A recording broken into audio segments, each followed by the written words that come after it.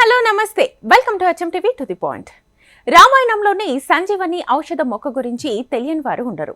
అపస్మారక స్థితిలోకి చేరుకున్న లక్ష్మణుణ్ణి పూర్వ స్థితిలోకి తీసుకురావడానికి హిమాలయాల నుంచి హనుమంతుడు ఈ మొక్కను తీసుకొచ్చినట్లుగా పురాణాల సారాంశం. అయితే ఇప్పటికీ హిమాలయాల్లోని ద్రోణగిరి ప్రాంతంలో ఈ మొక్క ఉన్నట్లుగా పలువురి నమ్మకం.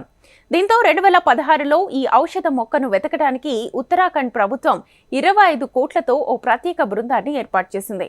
తీవ్రంగా శ్రమించిన ఆ బృందం 2020లో ఓ మొక్కను గుర్తించి ల్యాబ్లో పరీక్షలకు పంపించింది. ఇంతలోనే అదే సంజీవని మొక్క అంటూ మీడియాలో కథనాలు ప్రచారమైపోయాయి. అయితే రామాయణంలోని సంజీవని మొక్క అదేనా అనే ప్రశ్నకు ఇప్పటికీ సమాధానం లేదు. కారణం ఆ మొక్క గురించి ఇప్పటికీ పరిశోధనలు జరుగుతుండడమే. ఈ అంశంపై బృందంలో సభ్యుడైన మయారం ఉన్నియాల్ మాట్లాడుతూ తాము గుర్తించిన ఔషధ మొక్కకు కొన్ని రోగాలను మాత్రమే నయం చేసే గుణాలు ఉన్నాయని తెలిపారు.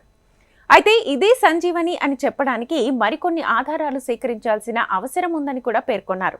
అయితే రామాయణ కాలం నుంచి ఇప్పటి వరకు వాతావరణంలో ఎన్నో మార్పులు జరిగాయని, అందుకే సంజీవని మొక్క ఇలా రూపాంతరం చెంది కొన్ని గుణాలను కోల్పోయిందని మరికొందరు వాదిస్తున్నారు.